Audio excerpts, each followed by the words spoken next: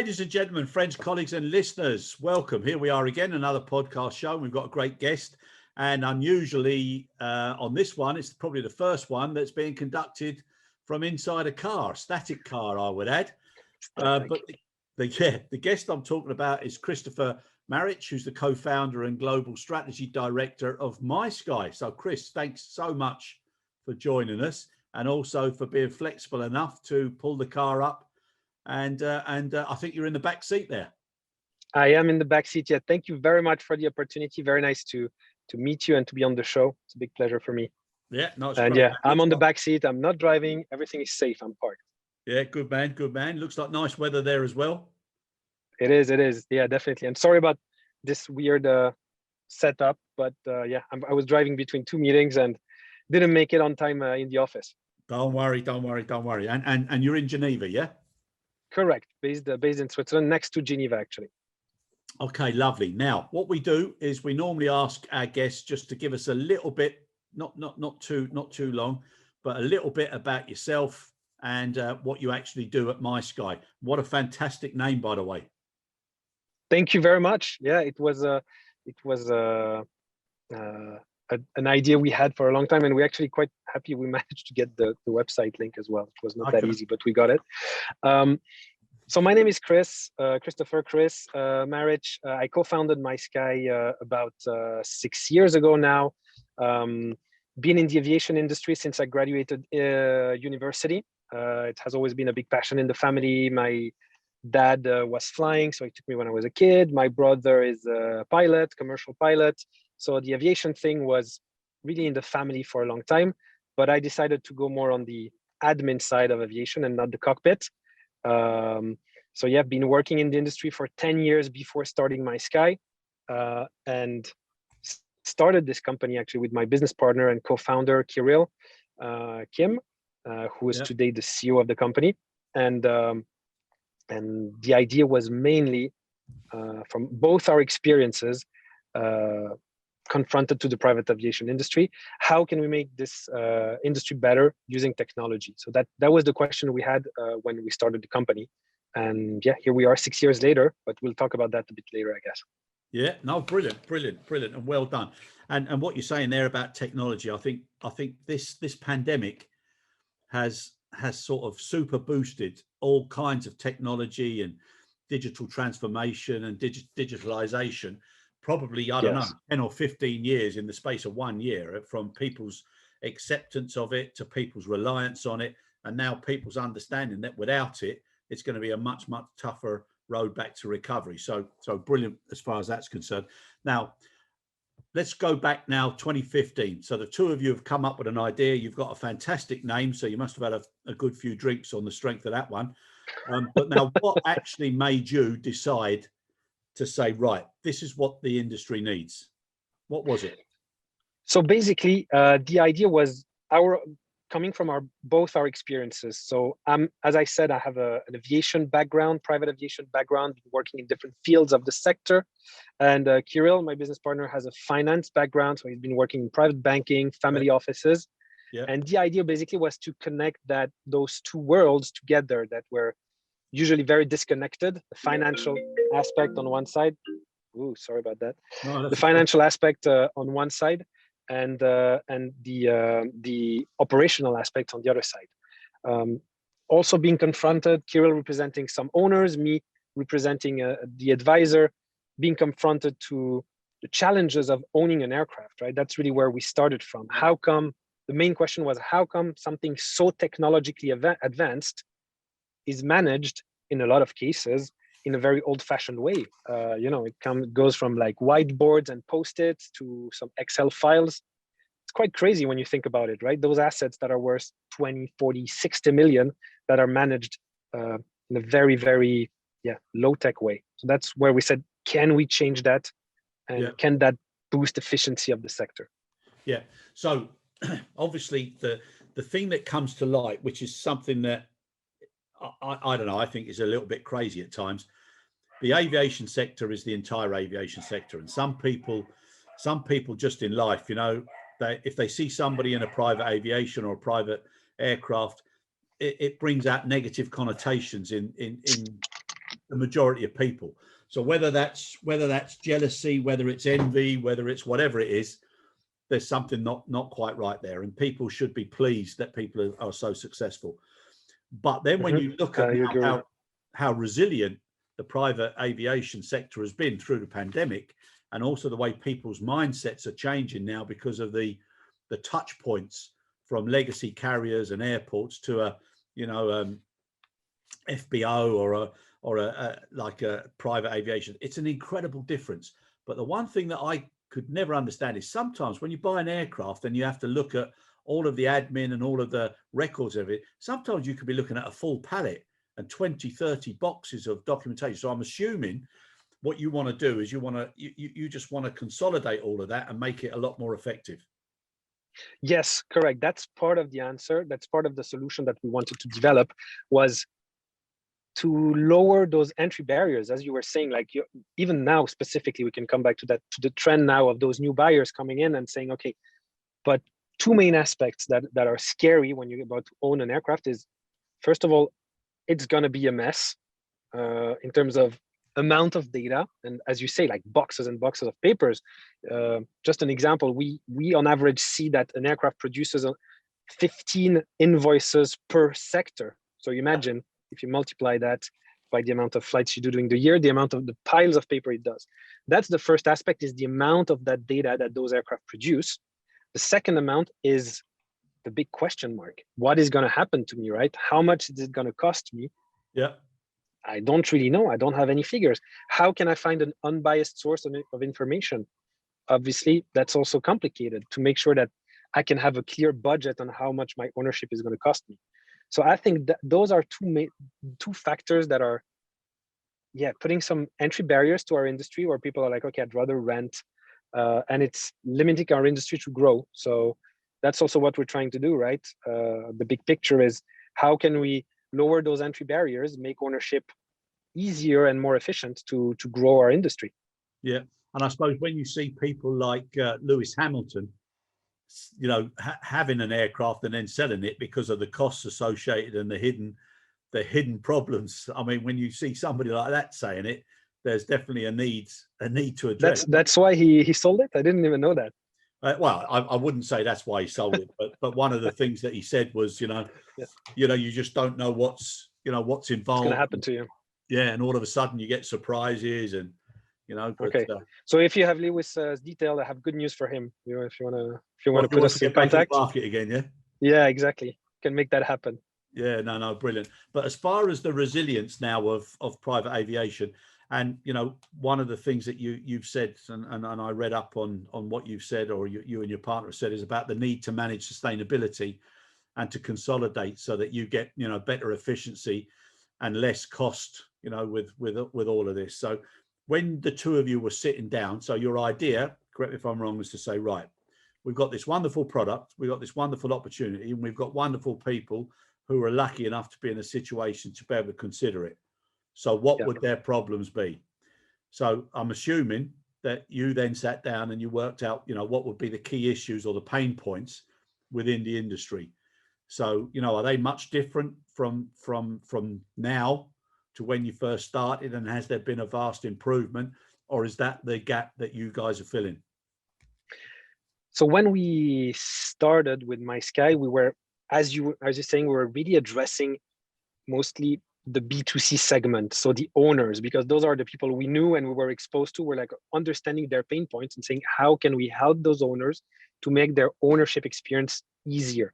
Yeah. So we're coming our first product was more of a digital audit platform. So really, we were contracting family offices and owners that were basically using our services to check on what has happened. And we have, to be honest, at the beginning, we received kind of a frosty welcome in the industry. Yeah. Who are those new guys? What do they know? It was a bit complicated the first 2 years, to be honest. People were wondering what we're doing here, and some people were happy with the status quo, right? So not very nice to have disruption in this. Some people, I'm saying, right, because there's a lot of great people in this industry. when we invested more and more in technology to manage those costs and manage those, because we had the same thing, right? All those boxes were like, Jesus, how are we gonna process all of that to give some good result to the owners? So we started to invest in technology, creating optical character reading, creating our own artificial intelligence, using machine learning to automate those processes. We've been doing that for a couple of years. And then we said, hold on, instead of waiting to be at the end of the value chain kind of, and going back to what has happened already, maybe we could share that technology with the industry. So with the operators, with the asset managers, how we call them, right? Not the owners, but the managers of those assets. That can be operators, flight departments, et cetera, who basically can use our technology to improve their efficiency. And then not only do they make happy owners, but they are also happy operators because they reduce their workload and they can spend time doing something much more interesting than processing invoices. And they can use their data, because that's something that was quite impressive, right? As we said, these aircraft produce so much data, but then as you say, we box it up and you put it in the basement, whereas this data can be very valuable when it's processed and digitized, because you can use that data to make better decisions. And that's what we provide today. So today we grew from being very owner-oriented to open up, the product to more and more industry stakeholders, management companies, as we said, operators, corporate flight departments. We also start to work more with financial institutions that are also liking our solution. So we open up what we do basically and the audiences. Okay, which is great. Now, when you open it up, and when you did that, and like you said, you had a frosty entrance into a legacy group of people who probably didn't even want to change. But once you come in now as a positive disruptor, the fact that you're telling people that you're going to bring transparency to the business aviation operations, and you have to make a commitment, which is to reduce costs and save time. Correct. How much of a difference were you able to prove? Because obviously they still have to pay for your services as well. Yes. Obviously, the whole game is to make sure that the return on investment for all our clients is positive, right? Yep. That's something we can reach. You know how the costs are elevated for operating a private aircraft, or we're talking millions per year. So the fraction of the price that is invested in MySky is largely saved in two aspects. First of all, on the operational savings you can make, having access to the data. I can explain a bit more in detail how we can make that. And also on the administrative side, right? By speeding up those processes and automating, you can allocate your resources differently. And you can, what operators also very much like, reduce their financial exposure. Because if you can process all of this faster, you reduce the cash gap that you end up having. So that's something that operators appreciate very much. So when you say the cash gap, and you mentioned about 10 to 15 invoices per journey. So that would then have to go somewhere. Somebody has to process it. They have to validate it. Somebody else has to verify it. Somebody else has to endorse it. Somebody else has to sign it off. So that could be 2, 3, 4 months, which is a huge cash gap for people, because they've already paid out and now they're not getting the money back in again. So that's obviously one of the ways you.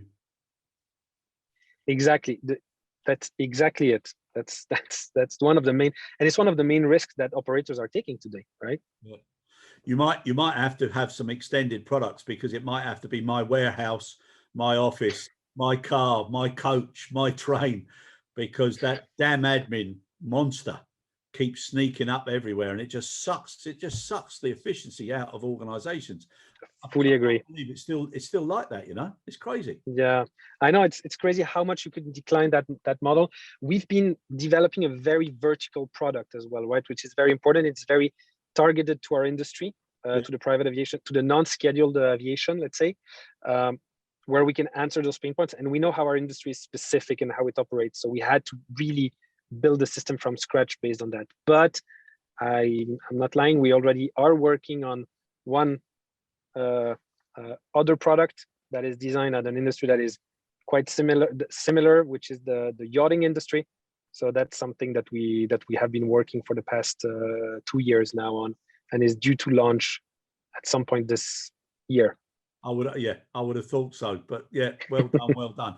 Now, after that frosty opening, yourself and Kirill, when did you sort of go to yourselves like, yes, we've now managed to get a good solid foot in the door? When was that? Good question.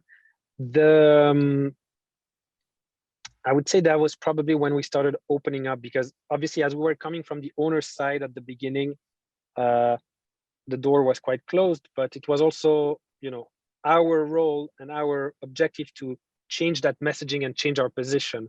And that's when the door started opening, right? Because we could prove that not only you can make your owners happy, but you can benefit from that internally within the organization. So basically we make everyone happy.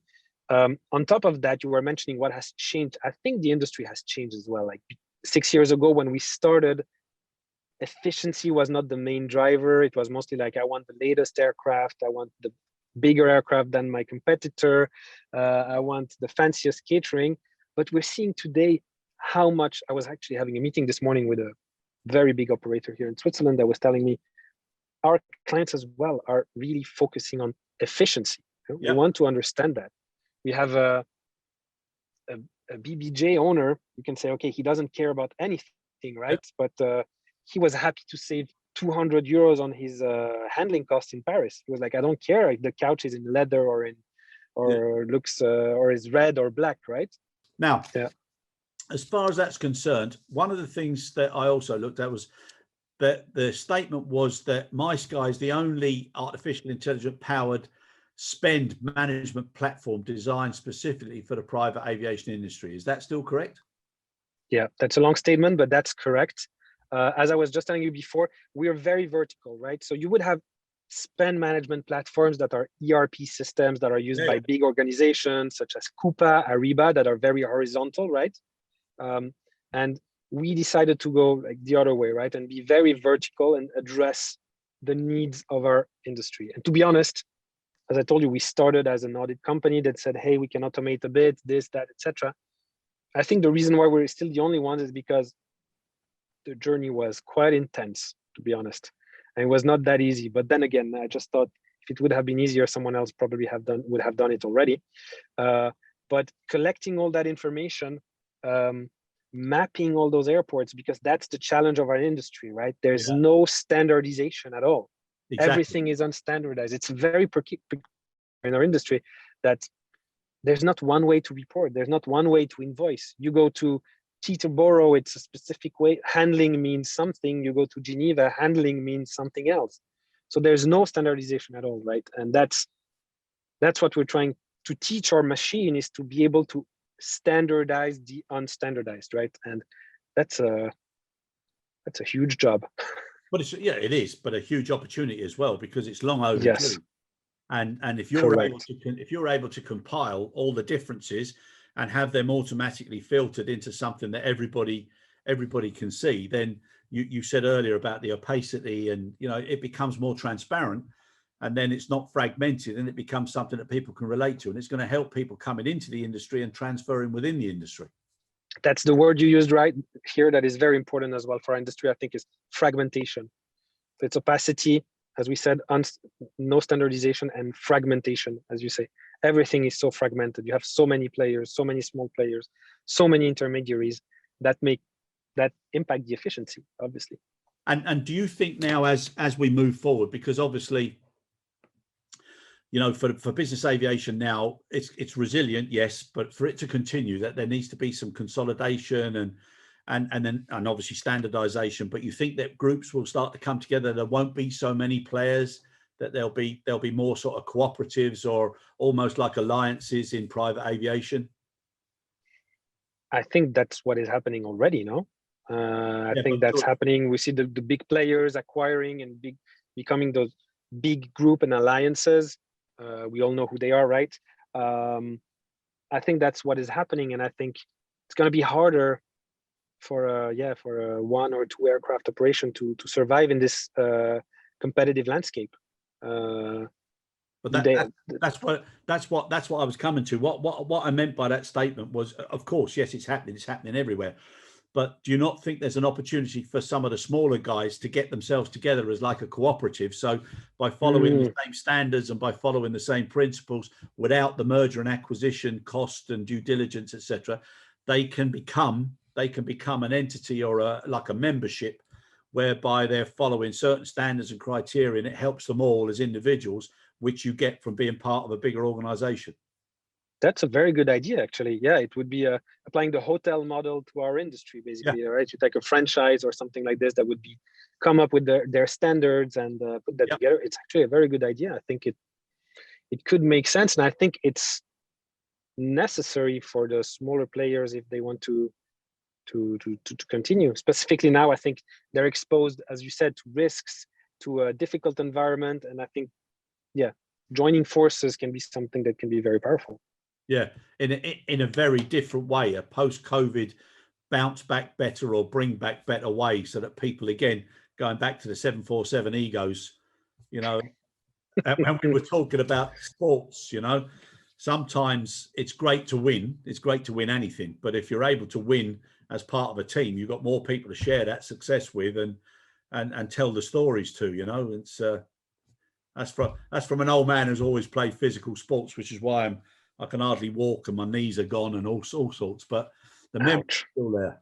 We're playing rugby, or what were we playing? I played a lot of soccer and American football. Okay. I wish I'd have played more rugby now. I put my son straight into rugby because I just think it's such a solid, respectful, tough, but fair game. And you look at some of these footballers now, the way they scream and jump and roll, especially when there's no crowds in the stadium, and you see a decent game of rugby. It's such a different perspective. I agree. Yeah, which is a little bit like business as well. The real good, tough businessmen, they don't squeal and shout at the first little knock. They battle through. So I'm sure that's what you guys are doing. Now, can you just walk us through how the MySky technology is helping the owners, operators, and management companies? So, what are the real big benefits of operational efficiency? So sure, I can do that. The main, how can we divide that? I would say there's a main element, which is technology, obviously, right? That is made available, that speeds up processes. By speeding up processes, you win time. When you win time, you win money. So the main elements of MySky are the first aspect, which is data digitization, right? So we ingest all that data, and to achieve that, the one keyword is integrations, right? We want to make sure, and what has happened in the industry a long time is those silos, right? You have one information here, one information there. To transfer it, you have to retype it, you have to export. It doesn't work. So smooth integrations is very important for us with the scheduling system, with the financial system, with different tools that we put available to our clients to centralize that information. Centralization, and then once everything is there and digitized, so transformed from paper to data, that's where the machine starts to bring its value, right? And the most important here is we focus on time-consuming and, frankly speaking, boring tasks, which are verifying invoices, right? For example, and we consolidate that. On top of that, the machine does something very well that is very hard to do for a human being, I think, is managing the time gap, right? Because obviously you have an operational event that will happen today, right? The flight lands today in Geneva, but the invoice would only come in 3 months, right? So how can you reconcile, check that you purchased this in Geneva, that maybe within the past 3 months you didn't already pay for that because for a reason the supplier is sending you the invoice double, et cetera, et cetera. And with the machine, it's super easy, right? Because it connects and it analyzes that versus a human being that has to go in a file, check, verify hand by hand, then it goes on the wrong line, etc. So as it's a boring job, there's also a big potential for human error, right? And that's what we're trying to eliminate here. So that's really what automation brings. It's this verification process that is important. And then it's powering up your data. As we said, instead of storing it somewhere, how can we make that data useful for you? And that's what we do, which is quite unique, which is called benchmarking, which is putting each and every single cost into perspective. So saying, okay, I paid this price. What was the market average in this location? Did I pay a good price or not a good price, right? Because that's, if I tell you I paid $10 for this bottle of water, you're going to tell me I'm stupid. But if I tell you I paid 1,000 euros for whatever in an airport XYZ, you're going to tell me, well, I guess it's right? So that's really something, right? Giving the ability to put those costs into perspective and understanding those costs. So all of this obviously is empowering everyone along the value chain. And finally is verified reporting that we do. And that's something that is important for us, is that we report internally for the organization, but also to the owner. And this is verified by MySky. So there's no junk in, junk out. You cannot just input everything there and it just shows up in nice graphs, right? It's really verified, and it gives this level of financial security. And that's also very interesting. Yeah. And I take it you do, for everybody who subscribes, you do like a membership awareness and things that have been found and what they should be aware of. So correct. Yeah. Okay. So, and that's part of their own verification as well. Exactly. And that's part then, instead of spending time processing invoices, you have now time available for your accounting department to call your suppliers and say, hey, actually, the price you're giving me is not that good. Can we discuss? We're a good client. So there's, it's like flying, right? You have to be ahead of your aircraft. Usually that's what they say to pilot, right? And that's what we're trying to do. You're trying to be ahead of your operation as well, be able to be proactive and not reactive. Yeah, no, which makes a lot of sense. And now if I was a new owner and now I listened to this podcast in a couple of weeks, I thought, you know something, I'm going to give that lad a ring. I'm going to find out what he can do for me. Okay. Mm-hmm. What would be the top 3 things that you would say to him as a benefit directly to him that you could guarantee? For MySky, for an owner? Yep. Wow, choosing 3. That's hard. Because there's so many, obviously. But... exactly. I think the first thing I would tell him is, I'm going to give you what I can do, what we can discuss after, is I will give you predictivity. So I will be able to remove the surprise element of your operation. So you will be able to plan. And that's something important, right? Planning, especially now. Then I will make sure that you're efficient, so that you optimize the operation of the aircraft, right? To make sure that you run something that performs, right? Specifically, those owners usually have a very high expectation of efficiency, right? They run portfolios of different assets that they want to produce efficiency, right? And the aircraft was always a bit like leftover. So that's what we're trying to bring. We're trying to bring efficiency there as well for the owner, to make sure that it delivers for him. So really, the first aspect is planning. The second one is efficiency. And the second one, with the efficiency, obviously, is making the ownership experience nicer as well, right?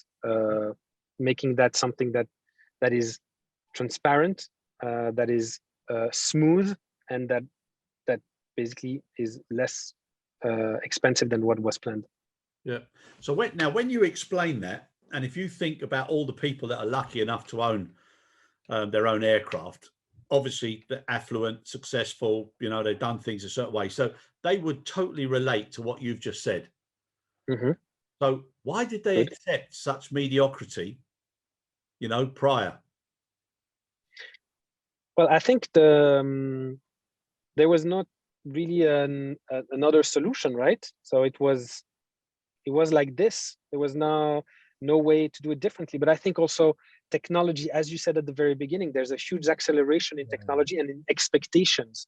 Again, I was in another meeting, when was it? A couple of days ago with an operator that was saying a couple of years, the owner was telling me how much it's going to cost me per year to run my aircraft. Then he said, how much it's going to cost me per hour, per month. And now he's back to like, how much it's going to cost me by hour, right? So with technology, we see more and more granularity being possible.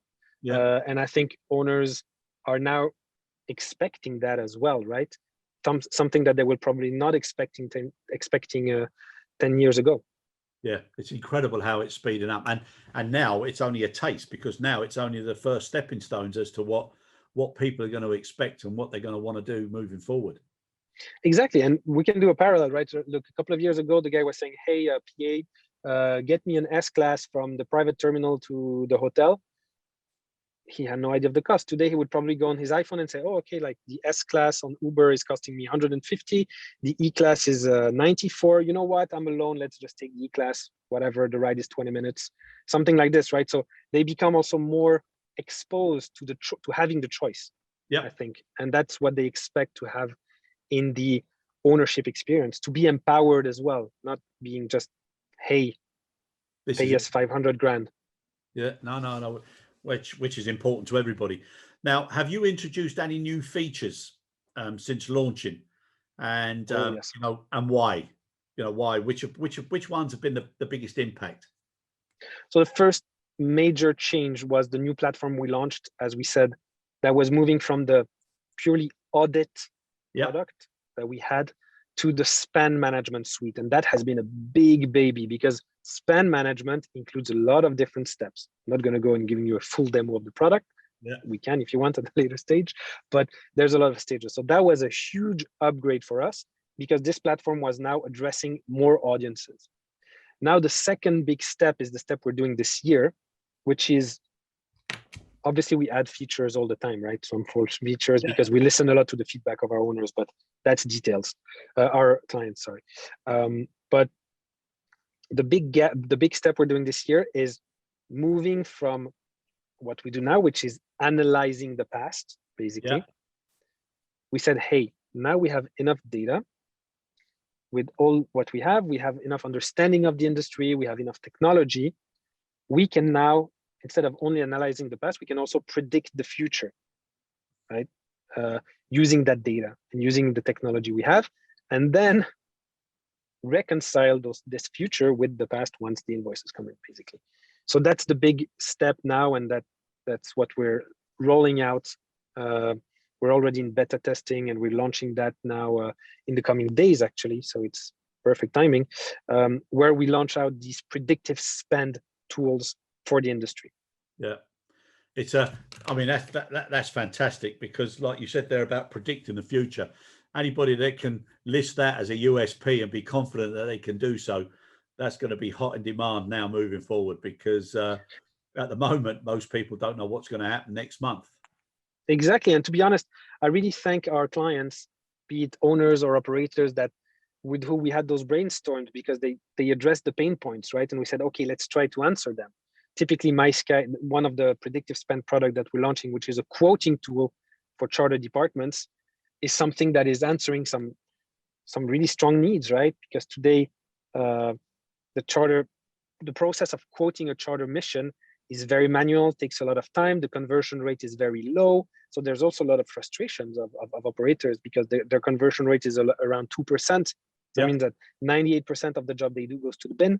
So why invest human capital and a lot of resources on that, right? Let's have our team focus on those 2% that we want to make sure we win, instead of having them lose time on the 98% that are never going to convert anyway, for example. So these are the type of things that we're trying to take into consideration, really listening to the pain points of the different stakeholders of the industry. Okay, very good, very good. Now, what I'm going to ask you, okay, is like you ask anybody to delve into their toolkit or their magic mind of options and solutions. You've also got 5 things that prospective aircraft owners should know before entering the market. Mm-hmm. Okay, now we've touched on 2 or 3 of them, but just to go through that magic list. So the first one is efficiency is cash in the bank.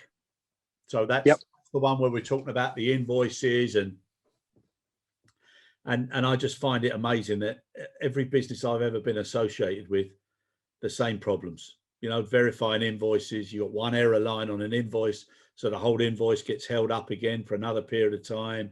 I mean, it's madness. Exactly. It's madness. Exactly.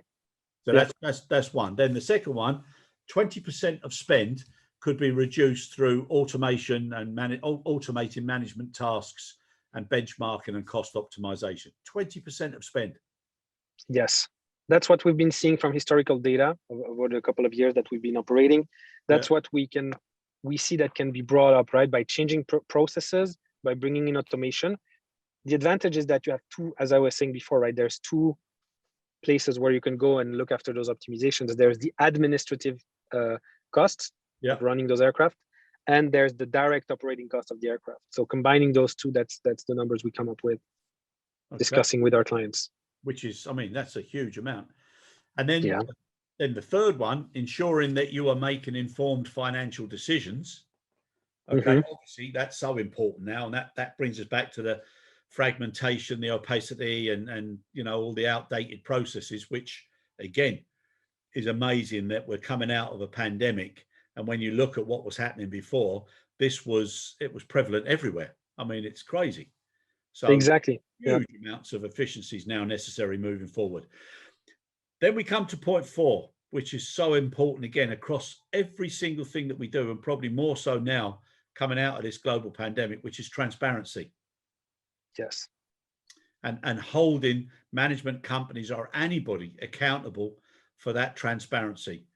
So fully agree. I think that's you know, we started by having the owners requesting that transparency, right? What I was saying before, they were asking for that transparency, and today we say, hey, let's proactively work together on giving that transparency to the owners. So that's, now we're trying to speak more and more with operators as well to say, guys, I think this is something important. And we see some very good reaction of operators saying, yes, we need to provide that, and we want to do that.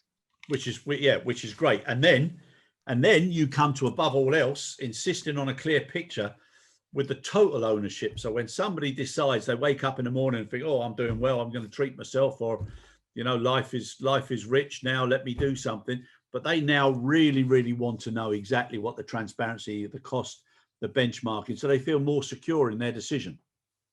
Correct, exactly. That's where this predictive spend comes in, right, as well. We also, I spoke about the quoting engine, but we have the budgeting engine that is going to be available as well, which is, we can run budgets now, basically very precise based on the aircraft flight, the base, geography, type of flight, etc., on a 5-year period, to give those owners, before, if they're not owners yet, to give them a clear visibility. And that's even more important now that we see new entrants coming, and some of them leaving already. There was an article there that was saying, okay, some new entrants are already leaving because they put a foot in ownership, and they were like, oh my God, this is crazy, right? Yeah. So I think it's really important to, some people might argue, yeah, but if you show them the total cost, they will never buy an aircraft. I don't think this is right, and we should say, okay, let's inform them now to make sure that they're in for the long run, right? Yeah, exactly. And then their experience it helps with the future generations of people who are entering into private aviation, which are changing. Yes, definitely.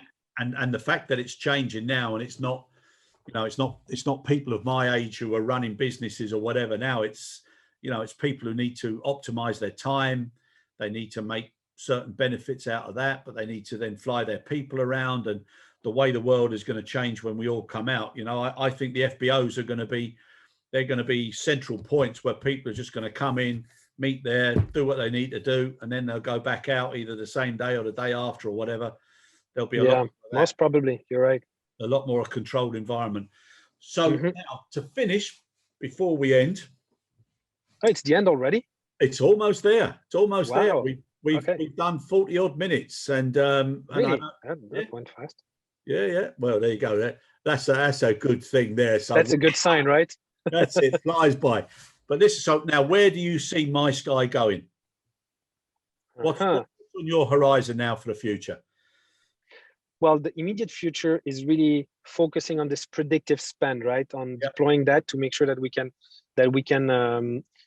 give more transparency and more predictability to private aviation operation. What we see now is, for the future, we would like, I'm going to say what we would like to happen, right? Because it's not sure it's going to happen, but we would like to continue to grow our position in the industry as an unbiased third-party platform that can service all industry stakeholders, because I think that's really important. You know, we're not, even our ownership structure, right, is not linked to aviation. We're not owned by a big group. We're not defending anyone or taking anyone's side, and we really want to have this position that we have already and consolidate that position as an independent third party that can help the industry stakeholders and more stakeholders, right? We started with owners, now we're with management companies, moving to financial institutions. There's other people in the industry, right? Suppliers, maybe. How can we help suppliers? Right? There's a lot of ideas out there but we're not stopping here. That's for sure. We don't want to stop here. We'll give it a try. We have a couple of other ideas. I'm sure you have, but it's good to be a friend to many. Exactly. And that's also, we also learned, right? Because we came being mostly friends of the owners, and some people were like, hold on a minute. Like, so it's very important to be for us to be fully independent and unbiased. 100%. And now the business model. So your headquarters are in Switzerland. Correct. But you've also got offices in London, Moscow, and New York. So yeah. So we started, and we recently opened Dubai, which is the latest addition to the fleet. As everybody does. Yeah. It was so busy. I was there actually in January. It was really nice to see some busy business environment. It was very good. But yeah, we started in Europe because that's where we come from. Yeah. That's the market we know. And as we all know, the market is very different, right? If you take the US compared to Europe, again, fragmentation, although it's a global activity, it operates in very different ways. So we started with Europe to make sure we understand and we are solid enough before going to the US, which is obviously a huge market, right? Exactly. We launched our US operation a bit more than 1 year ago, after being sure that we could cope with the numbers as well, because there's a lot of planes there. So that's what we wanted to make sure. So today, expanding the global reach of the company, that's the goal as well. And how many, what's in your organization now? 90, 100? We're 110 people. Very good. Because we're insourcing everything. So all the IT is done internally. It's very important for us to have the full control on the process, to guarantee as well the confidentiality, because obviously we're dealing with some sensitive data. So it's very important that this is super confidential. So that's why we're insourcing everything to mitigate any type of risks. So you've got good leadership and motivational models to keep the people secure within the surrounds of MySky. It's called NDAs and and lawyers. yeah, I can imagine. Listen, it's been an absolute pleasure, and well done to the pair of you, and well done. I've really enjoyed, it was a really enjoyed the chat, and I wish you great success, and look forward to speaking again. So thank you so much. Pleasure for me as well. Very nice to talk together. Yeah, cheers, Chris. And what a great name you've got, my friend. You too. Well, there you go. Thanks. All the best. Thank you.